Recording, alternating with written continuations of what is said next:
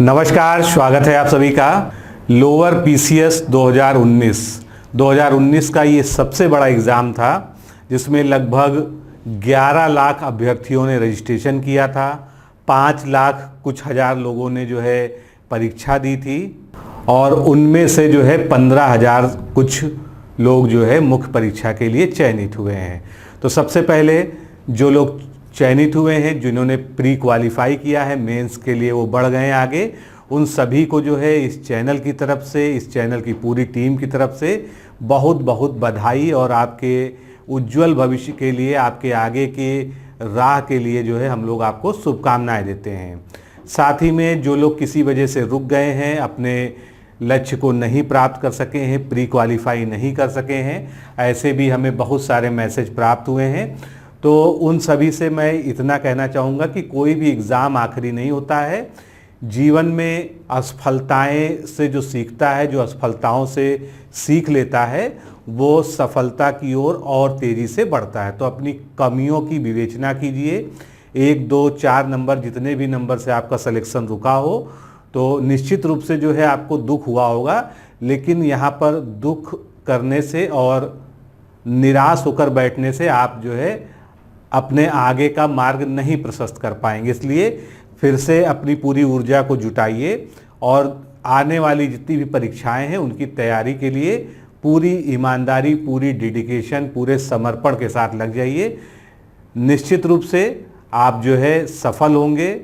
अपनी कमियों पे काम करिए। ये देखिए कि आपके कौन से सेक्शंस जो है वीक कर रहे हैं। वैसे कुछ स्टूडेंट्स से मेरी बात हुई, कुछ लोगों से चैटिंग में बात हुई, तो एक बहुत बड़ा फैक्ट निकल के आया जो है सभी के बातचीत से, कि मैथ बहुत से लोगों को जो डुबोया है, जिसको हम कह सकते हैं बहुत से लोग जो असफल रहे, प्री नहीं क्वालिफाई कर पाए, उसमें मैथ का जो है बहुत बड़ा योगदान रहा।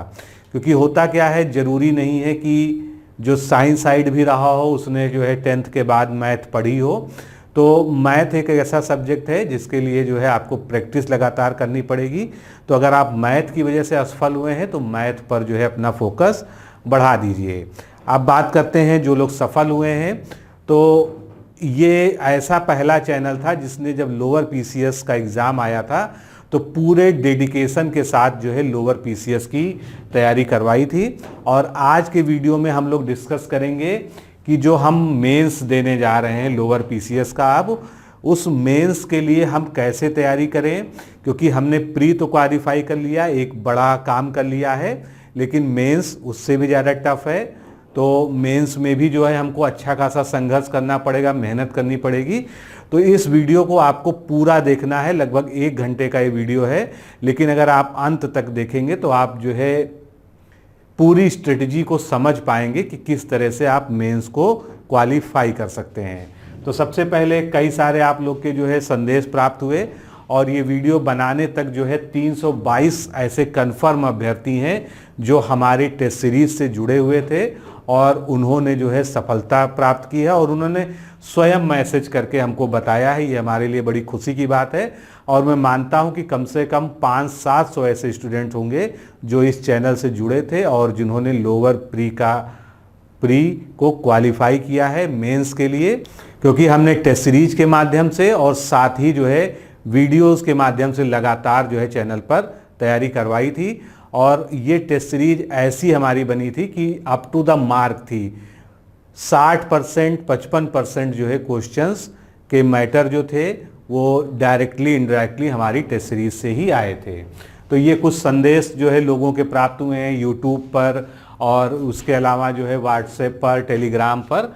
तो उसको यहाँ पर बहुत ज़्यादा डिस्प्ले करने का वो नहीं है, लेकिन आप लोग देखना चाहें तो जो लोग भी जो है सफल हुए हैं सभी ने अपने बारे में बताया है। और साथ में जो लोग असफल हुए हैं उनको भी हमने रिप्लाई किया, उनसे भी बात की है।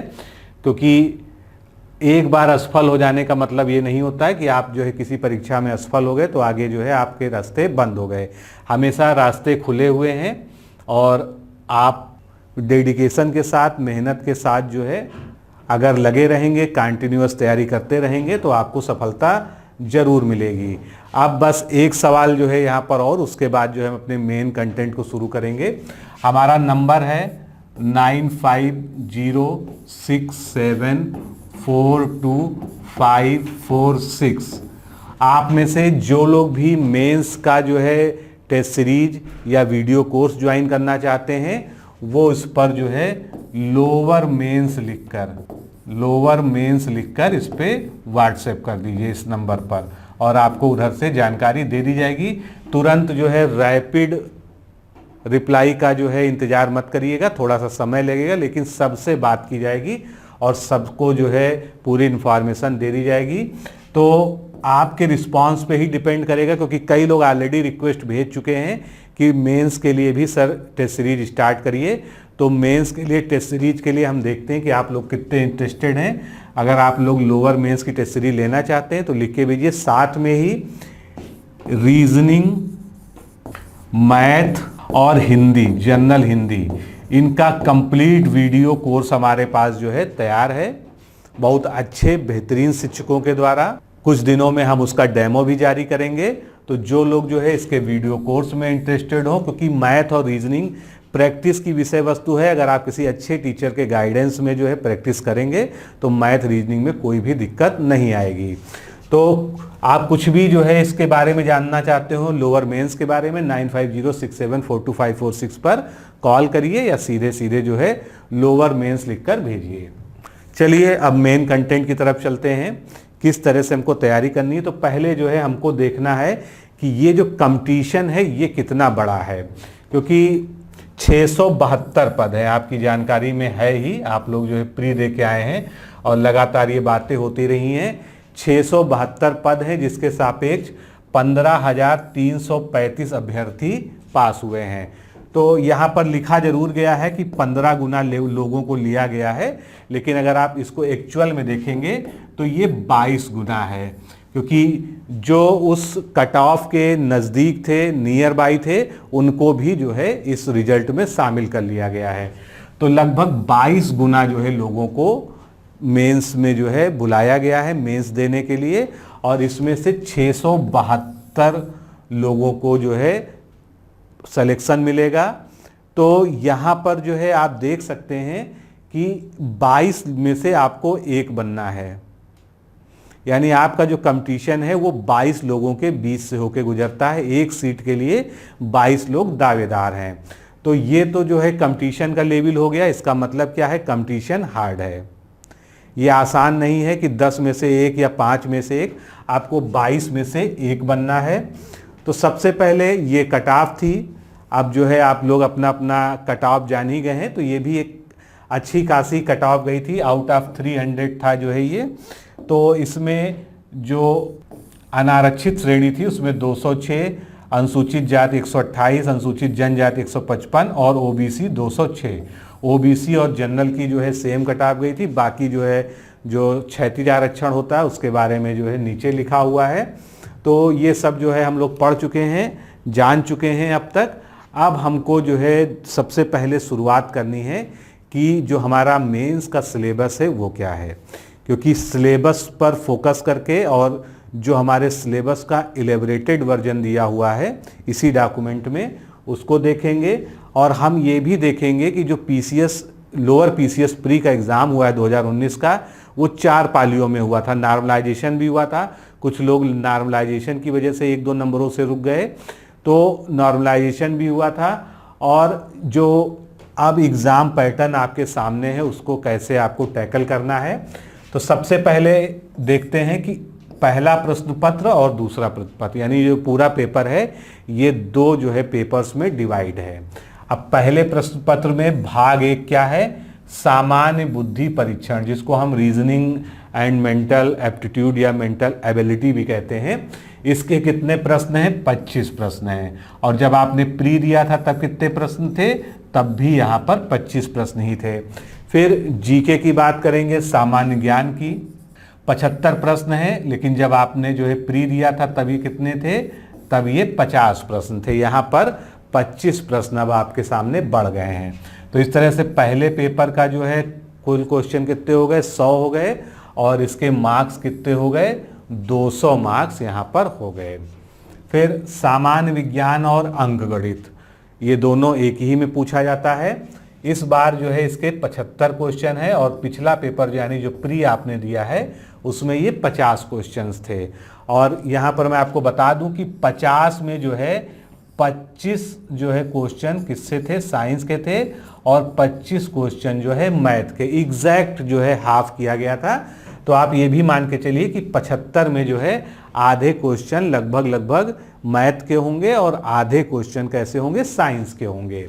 इसके बाद जनरल हिंदी में कोई बदलाव नहीं हुआ है। 25 प्रश्न पहले भी आते थे और इस बार भी 25 प्रश्न जो है प्री में भी आए थे और मेंस में भी 25 प्रश्न ही आएंगे।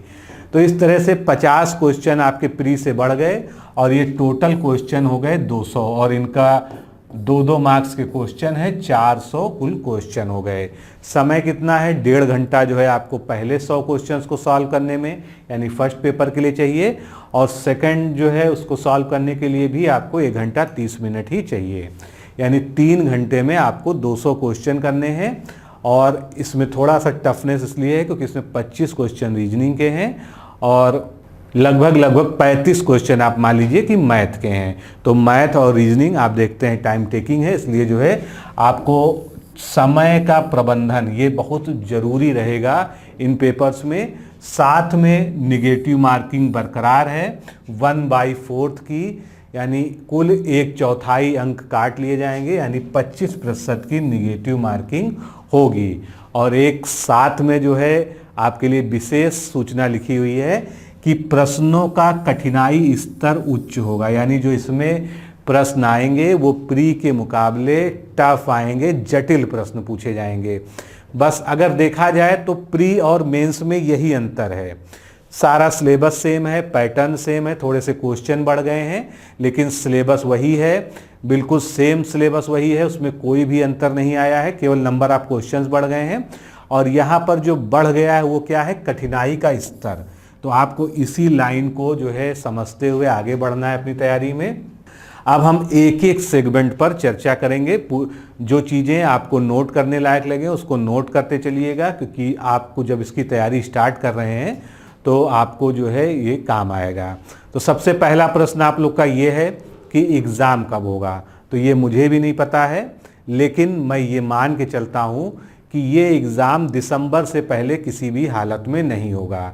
जनवरी में भी हो सकता है, फरवरी में भी जा सकता है, लेकिन दिसंबर से पहले नहीं होगा, क्योंकि उससे पहले जो है आयोग के बाकी एग्ज़ाम जो है प्लान्ड हैं। तो आयोग पहले उनको कराएगा, जैसे ही ये कोरोना संकट से कुछ उभरेगा देश, स्थितियां सामान्य होगी, तो जो पेंडिंग एग्ज़ाम से पहले उन पर ध्यान देगा, उसके बाद जो है इसकी बारी आएगी।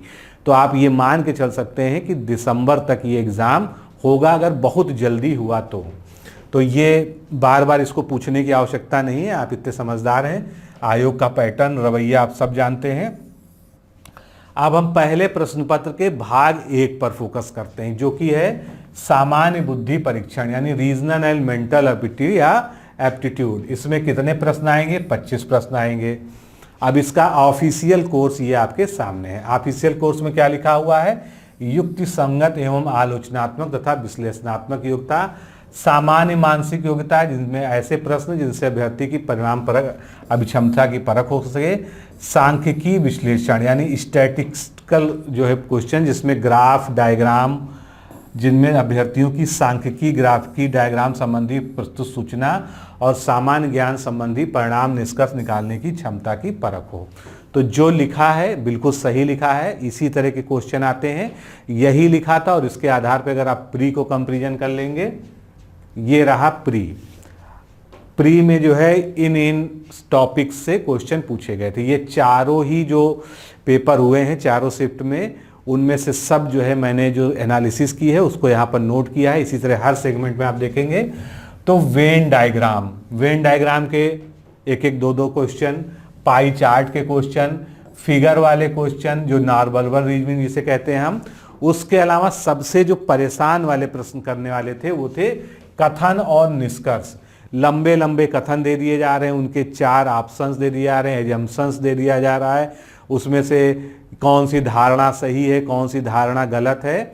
तो इस तरह की क्वेश्चंस की आपको अच्छे से प्रैक्टिस करनी पड़ेगी, क्योंकि केवल एग्जामिनेशन हॉल में आप इसको पढ़ के सॉल्व करेंगे तो आपके लिए एक समस्या हो जाएगी। इस तरह के क्वेश्चन कम समय में करने के लिए आपको आदत डालनी होगी और उसके लिए जो एप्रोप्रिएट बुक्स हैं वो आपको लेनी पड़ेगी।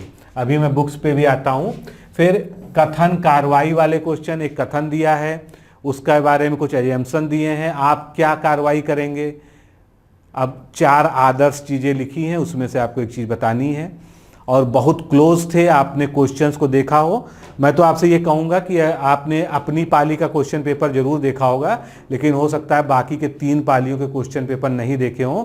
तो सबसे पहले आप एक काम करिए, चारों पाली के सॉल्व पेपर्स जो है एक बार देखिए और उससे आइडिया लीजिए, क्योंकि आयोग अब इसी ढर्रे पे चलेगा। कठिनाई का स्तर अपनी जगह, कठिनाई का स्तर तो बढ़ेगा ही, लेकिन जो क्वेश्चन पूछने का तरीका है वो जिस तरह से प्री में था उसी तरह से होगा, कोई बहुत अलग नहीं होने वाला उसमें।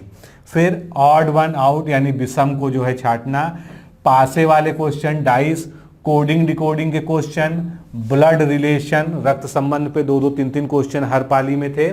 मिसिंग नंबर्स को छांटना, मिसिंग अल्फ़ाबेट्स को निकालना, नंबर एंड अल्फ़ाबेट की सीरीज को पूरा करना, जैसे ABC दे दिया तो D में जो है क्या है ये बताना है, तो ये क्रम जो है missing number series, seating arrangement वाले क्वेश्चंस और उसके बाद ऑर्डर अरेंजमेंट यानी क्रम व्यवस्था वाले क्वेश्चंस। तो ये जो टॉपिक्स हमने लिखे हैं ये वो टॉपिक हैं जिनसे 2 या 2 से अधिक क्वेश्चन पूछे गए, जिनसे सिंगल क्वेश्चन पूछे उसको यहाँ पर मेंशन नहीं किया हमने। यानी कहने का मतलब ये है कि ये रीजनिंग के मोस्ट इम्पॉर्टेंट टॉपिक हैं। आप अगर मेंस की परीक्षा की तैयारी शुरू कर रहे हैं, आज ही से शुरू कर रहे हैं, तो सबसे पहले इन टॉपिक्स में महारत हासिल कीजिए और कम से कम समय में इनको सॉल्व करने का प्रयास करिए, क्योंकि इस परीक्षा में मेंस में आपको केवल और केवल सफलता दिलाएगा आपका टाइम मैनेजमेंट। जितना बेहतर आपका रिस्पांस टाइम रहेगा क्वेश्चन को लेके, उतना बढ़िया आप जो है नंबर प्राप्त कर पाएंगे।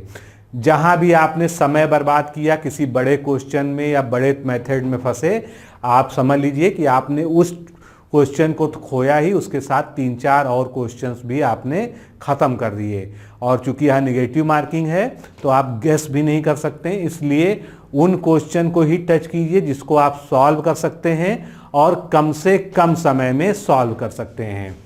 तो ये जो टॉपिक्स हैं इसको नोट कर लीजिए। सबसे पहले जब आप रीजनिंग पढ़ने जा रहे हैं इनको पढ़िए, बाकी आपको पढ़नी पूरी रीजनिंग है, क्योंकि इसमें रीजनिंग का हर सेक्शन पूछा गया था, ऐसा नहीं कि कुछ छूटा हुआ था, लेकिन सबसे ज़्यादा जो क्वेश्चन हैं वो यहीं से बनेंगे। अब यहाँ पर बुक्स की भी चर्चा कर लेते हैं, क्योंकि आप लोग बुक्स जानने में बहुत इंटरेस्टेड रहते हैं। तो RS अग्रवाल की जो रीजनिंग की नई बुक आई है वो काफ़ी अच्छी है और थोड़ा सा अब आपको अपना स्तर जो है बढ़ा के देखना है तो आप RS अग्रवाल ले सकते हैं। किरण की बुक ले सकते हैं, जो SSC वाली बुक आती है, वो आपके लिए बिल्कुल फ़ायदेमंद है। और यहाँ पर एक बात मैं और आपसे कहूँगा कि जो SSC के क्वेश्चंस आते हैं, जो SSC के प्रीवियस ईयर क्वेश्चंस हैं, उनको भी जो है सॉल्व करिए। आप SSC की घटना चक्र ले सकते हैं और SSC की घटना चक्र में टॉपिक वाइज जो है सारे प्रीवियस ईयर क्वेश्चंस दिए हैं, उनका सोल्यूशन दिया है, पूरा डिस्क्रिप्शन दिया है। तो आप SSC की जो है कोई भी सॉल्व पेपर की बुक, बहुत अच्छी अच्छी बुक्स आती हैं SSC के लिए, तो घटना चक्र मुझे ध्यान है क्योंकि वो मैंने पढ़ा है, तो आप वो ले लीजिए और SSC के क्वेश्चंस की भी प्रैक्टिस करिए। इससे जो है आपका जो है रीजनिंग मजबूत होगा। तो ये रीजनिंग जो है आपकी बहुत प्रैक्टिस की ज़रूरत है आपको, और ये मान के चलिए कि 25 क्वेश्चन में से आपको 15 क्वेश्चन सही निकालने हैं और जो 10 में से मान लीजिए 5 आप अटेम्प्ट ही ना करें और अगर गलत भी हो तो 3-4 से ज़्यादा गलत ना हो। इसीलिए जो कुछ पढ़िए इस तरह से पढ़िए कि आपका जो है उसमें से गलत होने की संभावनाएं बहुत कम रहें। आगे चलते हैं। अब 75 नंबर जो सबसे बड़ा सेगमेंट मान सकते हैं हम, और बड़ा होने के साथ साथ जो है ईजिली नंबर भी आपको दे सकता है। हो सकता है आपको लग रहा हो कि ये तो बहुत लंबा चौड़ा सिलेबस है, लेकिन अभी मैं जब लास्ट में इसको समअप करूंगा तब आप जानेंगे कि आपको फोकस किस पे करना है। कंप्यूटर से शुरुआत करते हैं। अभी हम आगे भी बताएंगे कि प्री में कितने क्वेश्चन कहाँ पर पूछे गए थे। तो कंप्यूटर ज्ञान प्री में चारों शिफ्ट में सभी में 2-2 या 3-3 क्वेश्चन, किसी में 2 क्वेश्चन, वैसे मैक्सिमम 3 क्वेश्चन थे। 3 क्वेश्चन कंप्यूटर जीके से निश्चित रूप से पूछे गए थे। हार्डवेयर, सॉफ्टवेयर, कंप्यूटर के इतिहास के बारे में, कंप्यूटर के जनक के बारे में, कंप्यूटर की पीढ़ियों के बारे में, फुल फॉर्म्स आए थे, मॉडेम के बारे में, इंटरनेट के बारे में। तो इस तरह से बहुत अच्छे अच्छे क्वेश्चन सामान्य तौर पे पूछे गए थे। तो इसमें जो कुछ लिखा है, कंप्यूटर का परिचय, hardware, software, computer network, internet और ईमेल। आप लकी हैं कि आपको जो है ये वाला जो है सिलेबस दिया गया है UPSSC की तरफ से। बाकी में क्या होता है, सीधे सीधे वो जो है केवल जो है लिख देते हैं जीके। अब उसमें क्या आएगा क्या नहीं आएगा वो स्तर बता देते हैं कि हाई स्कूल स्तर या इंटर स्तर। लेकिन यहाँ पर आपके पास जो है टॉपिक्स भी लिखे हुए हैं, और जो लोगों ने प्री को अच्छे से विश्लेषण किया है प्री के एग्जाम का, वो जानते हैं कि इन टॉपिक्स से क्वेश्चन भी आए थे। जिस प्रकार ये टॉपिक्स लिखे हैं, इसलिए आपको इसमें टॉपिक पकड़कर ही पढ़ाई करनी है। अभी आपके पास समय है, आप मान सकते हैं कि आपके पास 3-4 महीने का समय है और आपने प्री क्वालिफाई किया है। इसके मतलब आपकी जो है 70% तैयारी है। 30% तैयारी आपको और करनी है मेंस के लिए। तो इसके लिए जो चीज़ें आपने शॉर्टकट में पढ़ी थी, जो चीज़ें आपने छोड़ दी थी जल्दबाजी में, या जिन चीज़ों के आप डेप्थ में नहीं पढ़ पाए थे, उनको अब आपको बहुत डेप्थ में पढ़ना है। तो कंप्यूटर जीके को पढ़ डालिए। कंप्यूटर जीके के लिए बहुत सी बुक्स आती हैं, ल्यूसेंट आती है, उसके अलावा भी कई सारी बुक्स आती हैं, और इन टॉपिक्स को खास कर पढ़ लीजिए। अब हम बात करते हैं यूपी की। अभी आगे मैं आपको डिवीज़न भी दिखाऊंगा। 10 प्रश्न का औसत था। एक पेपर तो कोई था सेकंड शिफ्ट का, उसमें यूपी से 12 क्वेश्चन पूछे गए थे। मतलब 50 क्वेश्चन थे प्री में, उसमें से 12 क्वेश्चन केवल यूपी से पूछे गए थे। तो आप ये समझ सकते हैं कि उत्तर प्रदेश जीके का क्या रोल है इसके अंदर। और 75 प्रश्न का आपका ये पेपर होने जा रहा है, यानी ये सेक्शन सामान्य ज्ञान। तो आप ये मान सकते हैं कि कम से कम 15 से 18 क्वेश्चन आपको यूपी से मिलेंगे अगर यही पैटर्न फॉलो हुआ। और मुझे जहाँ तक विश्वास है कि इसी तरह का पैटर्न फॉलो होगा जो प्री में हुआ था। तो आपको यूपी जीके को बिल्कुल कायदे से पढ़ना है, A to Z पढ़ना है। यूपी जीके में पहले चैप्टर से लेके आखिरी तक सब कुछ पढ़िए। कला, संस्कृति, मंदिर, दर्शनीय स्थल, लोक कलाएं, नृत्य, जितने भी टॉपिक हैं, भौगोलिक वर्गीकरण, सीमाएं कहाँ कहाँ से लगती हैं, कहाँ से नहीं लगती हैं, आप रिकॉल करेंगे तो आपको याद आएगा कि किस किस तरह के क्वेश्चन आए थे। और कुछ क्वेश्चन तो बिल्कुल ऐसे आए थे जो अनोखे क्वेश्चन थे, जिनके बारे में आपने कहीं पढ़ा सुना भी नहीं था। इसलिए इसको डेप्थ में पढ़िए। अब इसका क्या सोर्स होना चाहिए, इसके लिए आप जो है घटना चक्र ले सकते हैं, जो तथ्यसार होती है जीके, यूपी जीके की।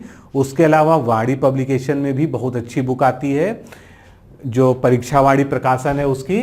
तो यूपी के लिए, और यूपी को जो है अपनी हिट लिस्ट में, यानी जो अब आप स्टार्टिंग कर रहे हैं उसमें टॉप पर रखिए। 15 क्वेश्चन कहीं नहीं गए हैं, मेंस में यूपी से आएंगे, ये मान के चलिए। आगे चलते हैं। अंतर्वैयक्तिक क्षमता, जिसमें संप्रेषण कौशल, निर्णय क्षमता, समस्या समाधान भी समाहित होगा। दुर्भाग्यवश इस टॉपिक से कोई भी प्रश्न जो है नहीं पूछा था, जहां तक मुझे याद है। तो ऐसा नहीं है कि इससे टॉपिक से प्रश्न प्री में नहीं आया था तो मेंस में भी नहीं आएगा, क्योंकि पीसीएस के एग्जाम्स में या आरओ मेंस के एग्जाम्स में, जो भी मेंस होते हैं लोक सेवा आयोग के, उसमें ये टॉपिक जरूर पूछा जाता है। और इसको पढ़ने के लिए सीधा सा ये है कि मैंने एक वीडियो बना रखा है। आप जैसे ही ये कीवर्ड डालेंगे, अंतर्वैयक्तिक क्षमता या इंटरपर्सनल स्किल लिखेंगे इंग्लिश में, आपको वो वीडियो मिल जाएगा, क्योंकि बहुत रेयर ही जो है वो अन्य चैनलों पर है। इस चैनल में जो है ये उपलब्ध है, आप इससे यहाँ से पढ़ सकते हैं। और इतना पर्याप्त है जो है, अगर इससे प्रश्न आएगा तो उसी वीडियो के कंटेंट से आ जाएगा। फिर सामान्य मानव व्यवहार, जिसमें अनुशासन, नैतिकता यानी एथिक्स, नेतृत्व और महिलाओं का सशक्तिकरण। तो अगर देखा जाए तो बिल्कुल डायरेक्टली जो है इन टॉपिक से कोई क्वेश्चन नहीं आया था, लेकिन इनसे मिलते जुलते, जैसे महिलाओं के सशक्तिकरण से जो है महिलाओं की योजनाओं के बारे में आया था, कुछ और भी प्रश्न जो है महिलाओं से संबंधित, पहली महिला कौन सी, इस तरह के प्रश्न जो टिपिकल जीके के प्रश्न होते हैं, तो ये सभी प्रश्न आए थे। एक सामान्य टॉपिक है और ये आप आराम से पढ़ सकते हैं, इसमें कुछ खास नहीं है। और ये टॉपिक ऐसा है कि इसमें आप अपने मन से ही जवाब दे सकते हैं, थोड़ा सा सोच के, क्योंकि ये जो इथिक्स होता है, नैतिकता वाला पोर्शन होता है, इसमें आदर्श स्थितियों की परिकल्पना करके कोई भी जवाब दिया जाता है। बाकी महिलाओं का सशक्तिकरण जो टॉपिक है, ये मैंने पूरा पढ़ाया है, इसी चैनल पे पढ़ाया है लोअर प्री के समय, उसी वीडियो को दोबारा देख लीजिए। कुछ नई योजनाएं जो महिलाओं के लिए लॉन्च हुई हैं उनको ऐड करिए, अभी मैं भी जो है पढ़ाऊँगा, तो वो देखिएगा। फिर भारत का इतिहास, अब आश्चर्यजनक रूप से इतिहास से बहुत ज़्यादा क्वेश्चन आए थे।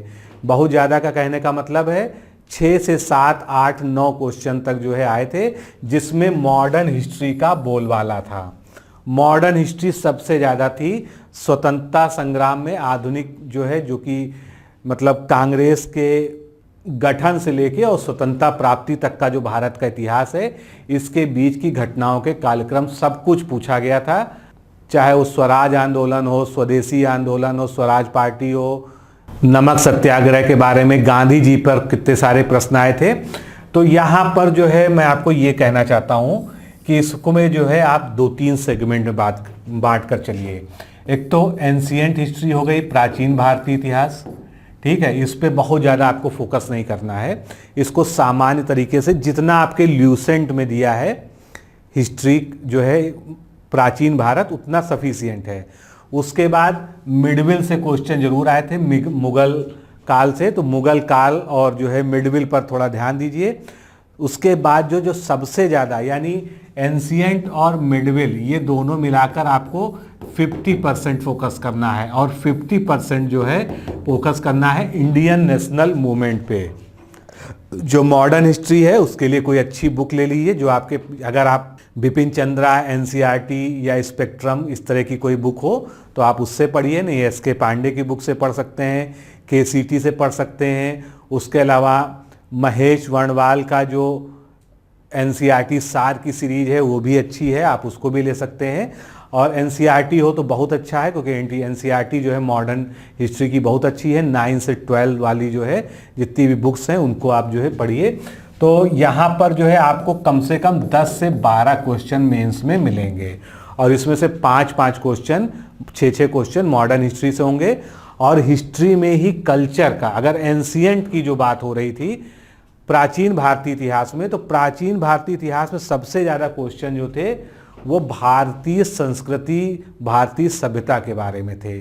तो कल्चर वाला जो पोर्शन है, जैसे भारत के प्रमुख मंदिर, तीर्थ स्थान, उसके अलावा जो है मंदिरों की शैलियाँ, लोक नृत्य, लोकगीत, इस तरह के जो प्रश्न हैं, जनजातियाँ, तो जो कल्चर वाला पोर्शन है वो इसमें ऐड कर लीजिएगा। और कल्चर जो है एंशिएंट में आपको जो है प्रमुखता से पढ़ना है। फिर भारत एवं विश्व का भूगोल, इसका एवरेज 4 क्वेश्चन का लगभग था, लेकिन ये एक महत्वपूर्ण टॉपिक है और इसमें आपसे जो है अच्छे खासे क्वेश्चन पूछे जा सकते हैं। पर्वत, नदी, पठार, परियोजनाएं, इस तरह के बहुत सारे प्रश्न पूछे गए थे। तो अभी आपको बहुत शॉर्टकट रास्ता अख्तियार करने की आवश्यकता नहीं है। आपने जो कुछ पढ़ा था उसको रिवाइज करिए अच्छे से, और साथ में जिन चीज़ों को छोड़ दिया था किसी भी वजह से, उनको जो है पढ़िए। अभी आपके पास बहुत समय है, जब तक एग्ज़ाम की डेट नहीं घोषित हो रही तब तक आपको सेलेक्टिव स्टडी करने की आवश्यकता नहीं है। अभी आपके पास समय है, अगर आप 6 से 8 घंटा दे के जो है और फोकस्ड तरीके से अपने टाइम टेबल को बांट के पढ़ेंगे तो आप जो है सब कुछ कवर कर ले जाएंगे। फिर पॉलिटी से बहुत ज़्यादा क्वेश्चन नहीं थे, लेकिन आप प्रधानमंत्री के बारे में, मुख्यमंत्री के बारे में, तो उस तरह के क्वेश्चन से 2 से 3 क्वेश्चन प्री में पूछे गए थे। पंचायती राज व्यवस्था से क्वेश्चन आए थे, सामुदायिक विकास से भी क्वेश्चन आए थे। तो कहने का मतलब ये है कि जो सिलेबस आपके सामने लिखा हुआ है, इस सिलेबस का जो एक एक शब्द है उससे रिलेटेड क्वेश्चन कहीं ना कहीं से आया था, ये मैंने अनुभव किया है। और अगर आपने चारों शिफ्ट के पेपर को देखा होगा तो आप भी ये अनुभव करेंगे। फिर भारतीय अर्थव्यवस्था की बात करते हैं। अभी इसमें कई सारे टॉपिक हैं। अर्थव्यवस्था में जितने भी क्वेश्चन आए थे लगभग सभी जो है करंट से रिलेटेड आए थे, जीडीपी के बारे में अनुमान, या सबसे बड़ा निर्यात गंतव्य कौन सा है, सबसे ज़्यादा निर्यातक आयातक कौन से हैं, किसी फसल में या किसी खनिज में सबसे बड़ा उत्पादक कौन सा है, भंडारक कौन सा है। इस तरह के प्रश्न जो है आए थे, जो अर्थव्यवस्था को करंट में जो है ज़्यादा उसका वो था। उसके बाद जो है गांधीवादी विचारधारा, यानी जो है आपने देखा होगा कि गांधी जी से संबंधित बहुत सारे प्रश्न आए थे। पर्यावरण पर नगरीकरण से भी रिलेटेड क्वेश्चंस आए थे और निश्चित रूप से आगे भी पूछे जाएंगे। ये जो मैं आपको प्री का हवाला बार बार दे रहा हूँ, उसको बताने का यही कारण है कि चूंकि एक पैटर्न आपके सामने है और रीसेंट एग्जाम्पल है ये, तो क्यों ना उस रीसेंट एग्जाम्पल को ही बेस करके आप पढ़ें, लेकिन उसमें सीमित होने की भी आवश्यकता नहीं है। ये अगर आप सोचेंगे कि चलो पर्यावरण के तो 2 क्वेश्चन आए थे, आगे नहीं पूछे जा सकते हैं, ऐसा नहीं है। वहाँ पर 2 आए थे, हो सकता है अगली बार जो है मेंस में आपको 6 से 8 क्वेश्चन मिले। किस तरफ पढ़ना भारी हो जाएगा, किधर फोकस ज़्यादा हो जाएगा आयोग का, ये आप नहीं जानते, इसलिए आपको पढ़ना सब कुछ है। बैंकिंग, बहिलेखन, लेखा शास्त्र, भारतीय आर्थिक नीति, भारतीय संस्कृति, ये सभी कुछ जो है जो टॉपिक्स हैं इकोनॉमिक्स के, इसको आप जो है पढ़ लीजिए। उसके बाद बात आती है करंट अफेयर्स की। करंट अफेयर्स का वेटेज निश्चित रूप से जो है काफ़ी था। जब 50 क्वेश्चन का वो पेपर था, 50 क्वेश्चन थे उस सेगमेंट में, तो करंट अफेयर्स में उससे 13, 14, 15 क्वेश्चंस तक जो है पूछा गया है। और करंट अफेयर्स जो है अब इसमें और बढ़ेगा, तो इसमें खेलकूद के भी प्रश्न शामिल होंगे और निश्चित रूप से जो है खेलकूद का करंट अफेयर्स यूपी SSSC के हर एग्ज़ाम के लिए इम्पॉर्टेंट होता है और लोअर के लिए भी है। फिर भारतीय कृषि, इसमें जो है कृषि के उत्पादन भंडारण से संबंधित डेटा पूछे गए थे कई जगह और सामान्य क्वेश्चंस भी आए थे। अब एक नज़र डालते हैं सामान्य ज्ञान के जो 50 क्वेश्चन वाले पेपर चारों हुए थे, उसका क्या जो है किस तरह से उसमें क्वेश्चंस पूछे गए थे। तो यूपी जीके की जैसे मैंने चर्चा की, देखिए 10 क्वेश्चन, 9 क्वेश्चन, 12 क्वेश्चन, 9 क्वेश्चन ये आए थे। करंट अफेयर्स में 9, 7, 15 तक पूछे गए थे। ये 1 अक्टूबर की पहली शिफ्ट का है और 1 अक्टूबर की दूसरी शिफ्ट में 12 क्वेश्चन करंट अफेयर्स से पूछे गए थे। हिस्ट्री एंड कल्चर में 9, 10, 9, 12 ये सब बड़े टॉपिक है, इसलिए बता रहे हैं। कंप्यूटर में सभी में 3-3 क्वेश्चन पूछे गए थे। ज्योग्राफी से 4, 5, 3, 6 इस तरह से पूछे गए थे। अब हम पीछे चलते हैं। यहाँ पर ये चर्चा करना जरूरी है कि जो है इनके लिए बुक्स या कौन सा मटेरियल पढ़ा जाए। तो सबसे पहले मैं आपको यही रिकमेंड करूँगा, सबसे पहले जो है एक फैक्ट बुक पढ़ लीजिए, जैसे ल्यूसेंट जीके हो या पूजा पब्लिकेशन की जीके हो या दृष्टि की जीके हो, कई जो है जीके की बुक्स आती हैं, उनको पढ़ लीजिए। क्योंकि जो फैक्चुअल क्वेश्चंस होते हैं वो क्विक फैक्ट्स आपके उससे तैयार हो सकें।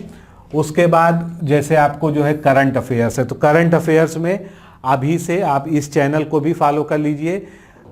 रोज़ जो है डेली करंट अफेयर्स के नाम से सुबह सुबह 10 क्वेश्चन और उसके एक्सप्लेनेशन के साथ में सीरीज चलती है। तो आप उसको अगर रेगुलर देखेंगे तो जब तक आपका मेंस का एग्ज़ाम होगा तब तक आपका बहुत सारा करंट अफेयर्स तैयार हो जाएगा। उसके अलावा आप कोई एक मैगजीन जिसको आप पसंद करते हो, घटना चक्र, समसामयिकी, महासागर, प्रतियोगिता दर्पण, क्रॉनिकल, जो भी आपको जो सही लगती हो, जो आप पढ़ते आए हो, जिसके आप हैबिचुअल हो, उसको फॉलो कर लीजिए। और डेली न्यूज़पेपर को पढ़िए, न्यूज़पेपर पे फोकस रखिए। पॉलिटी के लिए बहुत स्पेशल बुक पढ़ने की आवश्यकता नहीं है, अगर आप जो जीके पढ़ रहे हैं उसी में वो जो है आ जाएगा। वैसे जिसको अलग से पढ़ना हो वो जो है परीक्षावाड़ी प्रकाशन ले सकता है, या एनसीईआरटी सार जो है महेश वर्णवाल की ले सकता है, या दृष्टि की क्विक बुक ले सकता है। इतिहास के लिए हमने बात करी ली, भारत एवं विश्व के भूगोल के लिए महेश वर्णवाल सबसे अच्छी किताब है।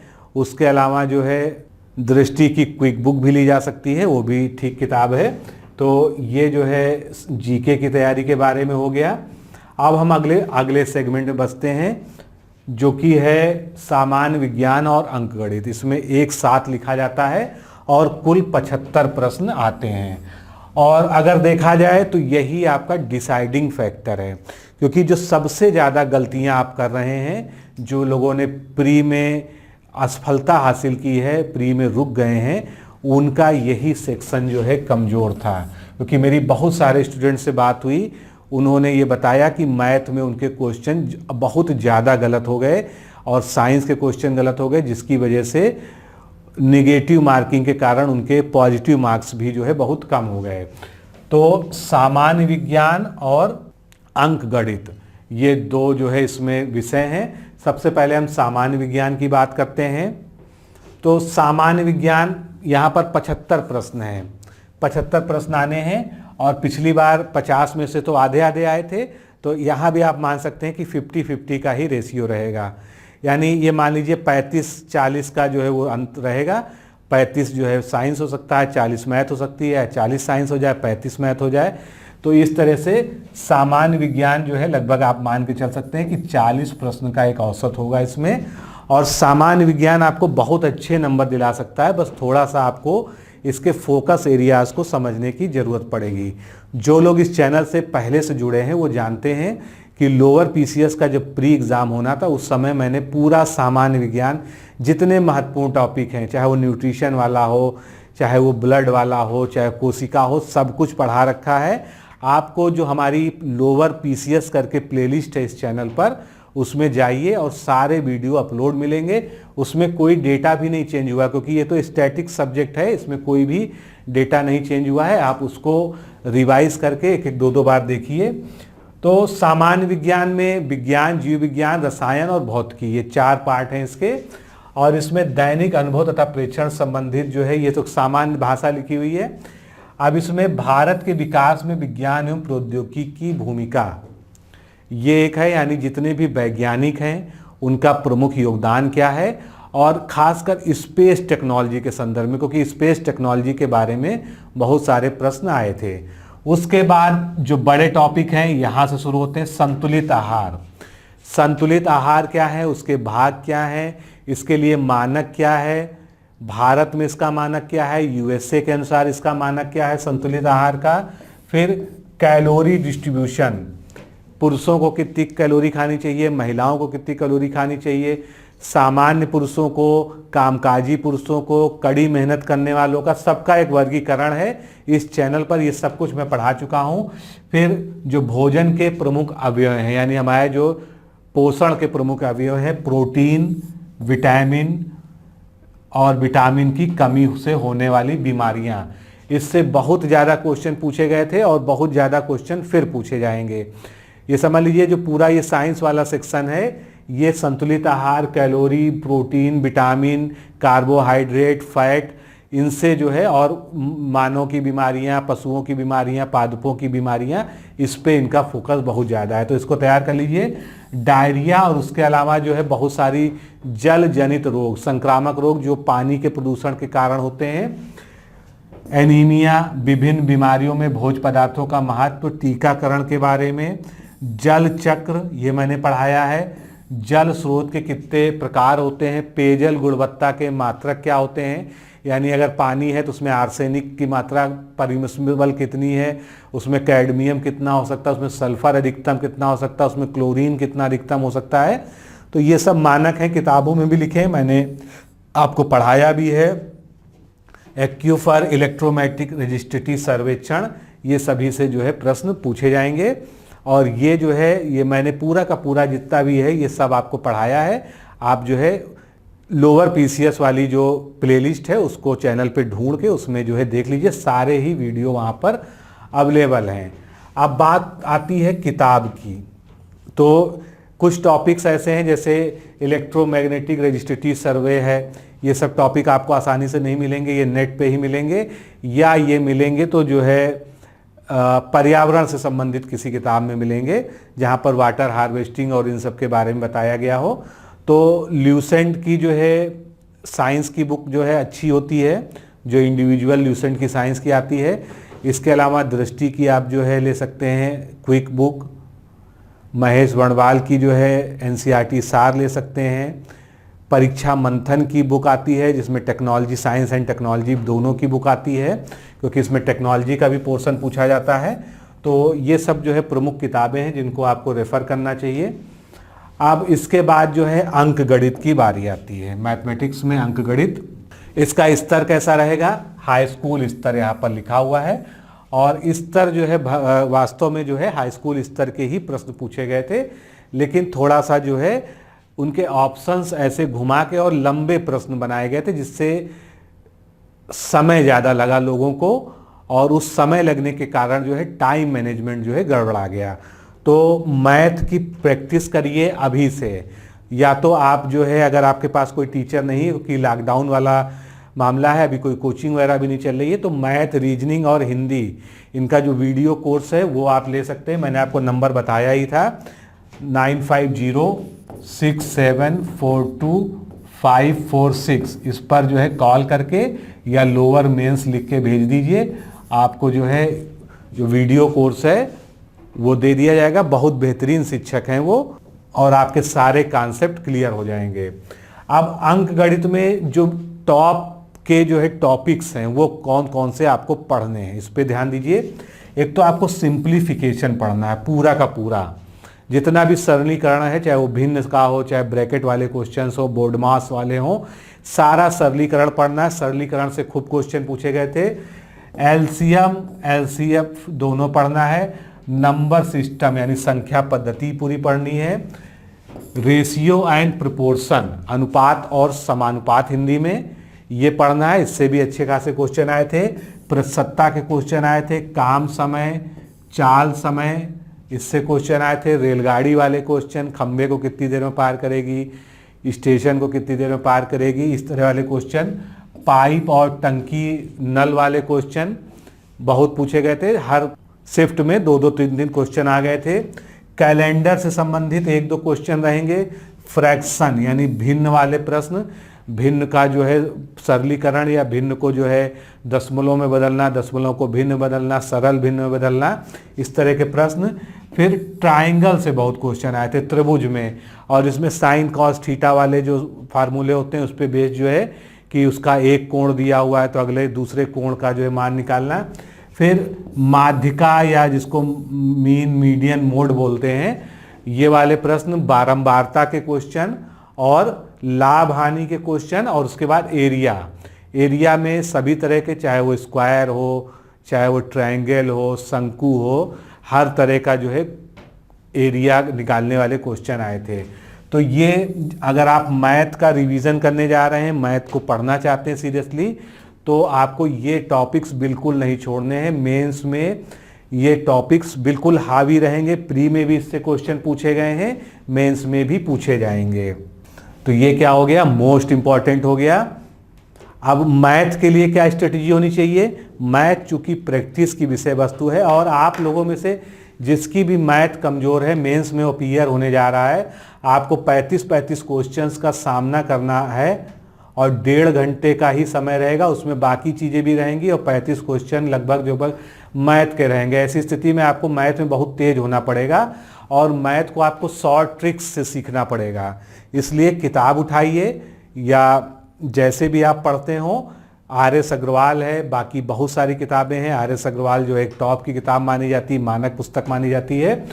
तो किसी से भी प्रैक्टिस शुरू करिए, और जो कुछ ट्रिक्स वाली किताब आती हैं उनका भी आप सहारा ले सकते हैं, जिससे कम समय में आप जो है ज़्यादा से ज़्यादा क्वेश्चंस को सॉल्व कर सकें। आगे बढ़ते हैं। हमारा लास्ट सेगमेंट है सामान्य हिंदी, और ये वो सब्जेक्ट है जो आपका जितना पीछे आप नुकसान करेंगे अपना, जितना आप अपने नंबर निगेटिव मार्किंग में कम करेंगे, उतना आपके नंबर को ये कवर करेगा, क्योंकि ये सिंपल है और आसानी से तैयार होने वाला टॉपिक है। 25 प्रश्न है सॉलिड, इसमें से 20 प्रश्न आप बहुत आराम से सही कर सकते हैं अगर आप हिंदी पे थोड़ा सा भी जो है फोकस करें। और हिंदी को आपको अच्छे से पढ़ना होगा, हिंदी को आप बिल्कुल अवॉइड नहीं कर सकते हैं। जैसा मैंने कहा कि नुकसान जो आप करेंगे उसकी भरपाई हिंदी ही करेगी।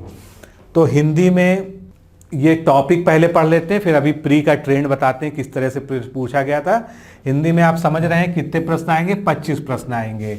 तो एक तो आपका अपठित गद्यांश होगा सबसे पहले, और उससे 3 क्वेश्चन प्री में पूछे गए थे, तो मान लीजिए 4, अधिकतम 5 क्वेश्चन पूछ लेगा। जो है आसान क्वेश्चन होते हैं, अपठित गद्यांश में ही उसका आंसर छुपा होता है, वहीं से हमको देखना रहता है। उर्दू वालों के लिए जो है अलग तरीके से आता है, तो ये उर्दू की केवल स्पेशल जो पोस्ट थी उसके लिए है। अब आगे बात करते हैं पत्र लेखन की। पत्र लेखन कहीं आपको भटकने की आवश्यकता नहीं है, इसी चैनल पर मैंने पूरा का पूरा पत्र लेखन पढ़ाया है और उससे संबंधित जितने भी प्रश्न बन सकते हैं उसका वीडियो मैंने जो है दिया है, उसमें सारे प्रश्नों को सॉल्व कराया है मैंने व्याख्या सहित। तो पत्र लेखन आप वहाँ से पढ़ लीजिए। इसमें शासकीय, अर्धशासकीय, पर्सनल, कॉमर्शियल यानी व्यावसायिक समस्याओं के निराकरण से संबंधित संबोधित पत्र, कार्यालय आदेश, अधिसूचना और परिपत्र, जितने पत्र लिखे हैं बस इतने ही तरह के पत्र पूछेगा, उससे अलावा कहीं नहीं पूछेगा। यानी आपको शासकीय पत्र के बारे में, अर्धशासकीय पत्र के बारे में, पर्सनल लेटर के बारे में, व्यावसायिक पत्र के बारे में, उसके बाद जो है कार्यालय आदेश, अधिसूचना और परिपत्र, ये 6-7 तरीके के जो पत्र हैं इनके बारे में ही पढ़ना है। और पूरा जो है लोअर पीसीएस की जो हिंदी की प्लेलिस्ट है या लोअर पीसीएस में भी वो है, उसमें पत्र लेखन जैसे ही आप लिखेंगे पत्र लेखन डिकोड एग्जाम, आपके सामने जो है 2 वीडियो आ जाएंगे, एक में थ्योरेटिकल, एक में जो है क्वेश्चंस को सॉल्व कराया गया है। फिर अगला टॉपिक है वर्ण एवं ध्वनि विचार। इसमें क्या है, पूरी वर्णमाला के बारे में क्वेश्चन आपसे पूछे जाएंगे, स्वर, व्यंजन, फिर मात्रा पहचानना, उसका प्रयोग, ध्वनियों का जो विभिन्न वर्गीकरण है, अंतस्थ कौन सी है, ऊष्म व्यंजन कौन से हैं, तो इस तरह के सारे प्रश्न इसमें आएंगे। फिर शब्द की रचना से संबंधित संधि एवं संधि विच्छेद, समास, उपसर्ग और प्रत्यय, ये जितने टॉपिक लिखे हैं कोई ऐसा टॉपिक नहीं है जिससे प्री में क्वेश्चन नहीं आया था। संधि से भी आया था, संधि विच्छेद से भी आया था, समास से भी, उपसर्ग से भी, प्रत्यय से भी। बस ये हो सकता है कि आपकी शिफ्ट में ना पूछा गया हो, लेकिन अगर चारों शिफ्ट को पेपर्स को देखा जाएगा तो ये सारे टॉपिक कहीं ना कहीं कवर किए गए थे। उसके बाद शब्द के प्रकार, तत्सम, तद्भव, देशज, विदेशज, संज्ञा, सर्वनाम, विशेषण, क्रिया, अव्यय, क्रिया विशेषण, संबंध सूचक, विस्मय बोधक, निपात, ये सब पे क्वेश्चन आए थे। 1-1, 2-2 क्वेश्चन सभी से पूछे गए थे। अभी मैं आपको दिखाता भी हूँ। शब्द ज्ञान में पर्यायवाची, विलोम शब्द, युग्मों का अर्थभेद, वाक्यांश के लिए एक सार्थक शब्द, समश्रुत भिन्नार्थक शब्द, समानार्थी शब्दों का विवेक, उपयुक्त शब्द का चयन जो रिक्त स्थान की पूर्ति होता है उसके लिए, और संबंधवाची शब्दावली, ये सब पूछा गया था। शब्द का शुद्धिकरण यानी वर्तनी शुद्धिकरण, व्याकरणिक कोटियां जैसे परसर्ग, परसर्ग क्या होता है, कारक, फिर लिंग, वचन, पुरुष, काल, वृत्ति, पक्ष और वाच्य, इनसे भी क्वेश्चन आए थे। वाक्य की रचना के प्रकार जैसे सरल वाक्य, संयुक्त वाक्य, मिश्र वाक्य, वाक्य की शुद्धि और जो है सरल वाक्य को संयुक्त वाक्य में बदलना, संयुक्त वाक्य को मिश्र वाक्य में बदलना, इन सभी के उदाहरण जो है। विराम चिन्हों का प्रयोग, विराम चिन्ह से लगभग 1-1 क्वेश्चन सभी में आया था। मुहावरे, एक मुहावरा और एक लोकोक्ति हर प्री के जो है उसमें पूछा गया था। अनुवाद जो है, अनुवाद का कोई क्वेश्चंस तो नहीं पूछा गया था, लेकिन मेंस के इसमें लिखा हुआ है तो निश्चित रूप से इसको आएगा। उत्तर प्रदेश की मुख्य बोलियां, हिंदी भाषा में प्रयोग होने वाली अशुद्धियां, इससे भी क्वेश्चन आए थे। हिंदी से अंग्रेजी तथा अंग्रेजी से हिंदी अनुवाद, ये भी आपको पढ़ना पड़ेगा। हिंदी भाषा तथा हिंदी साहित्य का सामान्य ज्ञान, इससे क्वेश्चन आए थे। उसके अलावा उर्दू वालों के अलग, और एक आखिरी में नोट लिखा है, प्रश्नों का कठिनाई स्तर उच्च होगा, यानी हिंदी जो अब तक सरल पूछी गई थी वो इतनी सरल आपसे नहीं पूछी जाएगी। इसमें भी जो है क्वेश्चन का लेवल हाई होगा। अगर आपने ध्यान दिया हो तो हिंदी जो लोअर के मेंस में आई, प्री में आई थी सॉरी, वो कोई बहुत ही आसान हिंदी थी कंपैरिजन में, लेकिन अब जो है उसका कठिनाई स्तर बढ़ेगा, इसलिए हिंदी पर आपको जो है बहुत ज़्यादा फोकस करना पड़ेगा। अब हिंदी का थोड़ा सा ट्रेंड समझ लीजिए कि जो प्री का एग्ज़ाम हुआ था उसमें क्या क्या कहाँ से पूछा गया था।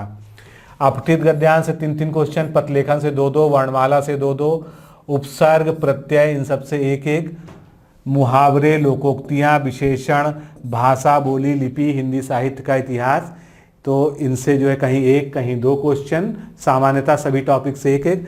रचना, रचनाकार, इससे बहुत क्वेश्चन आए थे। 3-3 क्वेश्चन, 2-2 क्वेश्चन, मतलब 25 में 3 क्वेश्चन होना जो है यानी जो है एक बड़ा मैटर रखता है। तो जितने भी रचनाकार हिंदी साहित्य से जुड़े हुए हैं उसको ज़रूर पढ़ लीजिएगा। कहानियाँ, उपन्यास, एकांकी, इन सबको अलग अलग जो है सेक्शन वाइज बांट के। उसके बाद वर्तनी शुद्धि, वाक्य शुद्धि, क्रिया, पर्यायवाची। वाक्य एवं वर्तनी शुद्धि अभी रिसेंटली मैंने आरओ के लिए पढ़ाया है। 6 टॉपिक तो जो है आरओ में ही मैंने भी पूरा हिंदी पढ़ाया है, उन्हीं को देख लीजिए, आपके कवर हो जाएंगे। विलोम, पर्यायवाची, वाक्यांश के लिए एक शब्द, तद्भव, तत्सम, ये सभी जो है वहीं से कवर हो जाएंगे।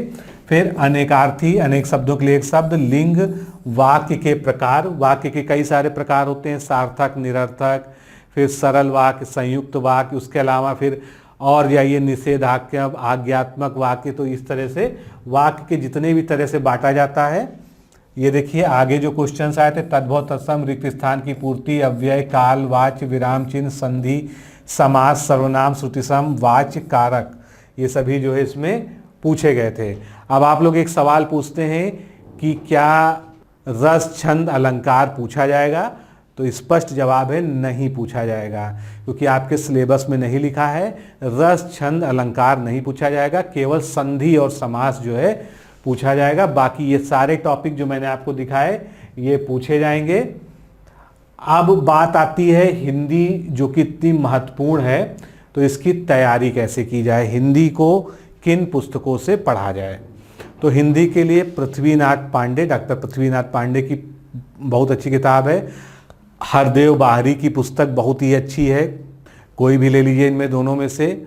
उसके अलावा ल्यूसेंट की जीके, हिंदी जीके भी बहुत अच्छी किताब है।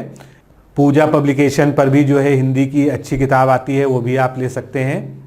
तो ये सब चॉइस आपकी है। वैसे बेहतर तो वही होगा जिन नोट से, जिन किताबों से आप पढ़ते आए हैं उनसे पढ़ते रहिए। और आप हमारे जो है वीडियो कोर्स जो हिंदी का है वो भी ले लीजिए।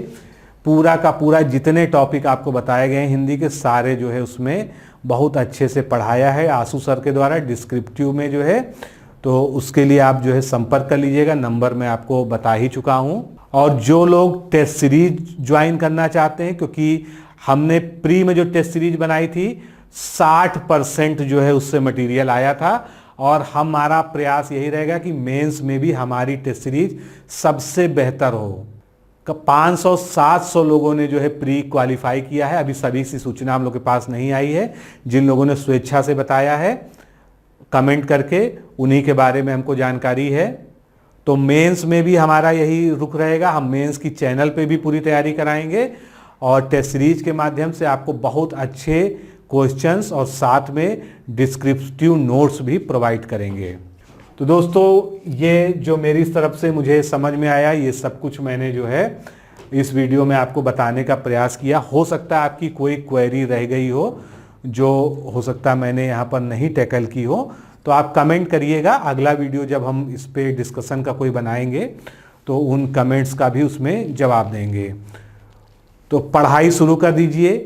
प्री आपने निकाला, बहुत मेहनत की, आपको जो है आपकी सफलता का जो है आशीर्वाद मिला ईश्वर का, उसका जो है मान रखते हुए अब मेंस के लिए लग जाइए। डेट आने का बिल्कुल भी इंतजार मत करिए, क्योंकि आपका कंपटीशन बहुत तगड़ा है। आपको 22 पर 1 सीट से जो है मुकाबला करना है, और ऐसी स्थिति में आपको जो है बेस्ट होना पड़ेगा, बेटर होने से काम नहीं चलेगा। तो खुद को बेस्ट बनाने के लिए अपने आप को झोंक दीजिए, और जितना भी पढ़ सकते हैं, जितना भी रिवाइज कर सकते हैं, बिल्कुल कंटिन्यूटी के साथ, एकाग्रता के साथ पढ़ाई की शुरुआत कीजिए। और बीच बीच में जो है इस तरह का स्ट्रेटेजिक डिस्कशन जो है मेरे द्वारा किया जाता रहेगा। जो नई चीज़ें मेरे सामने आएंगी, जो नए आइडियाज़ आएंगे तैयारी के बारे में, उसको हम शेयर करेंगे। तो आज के लिए इतना ही। नमस्कार, धन्यवाद।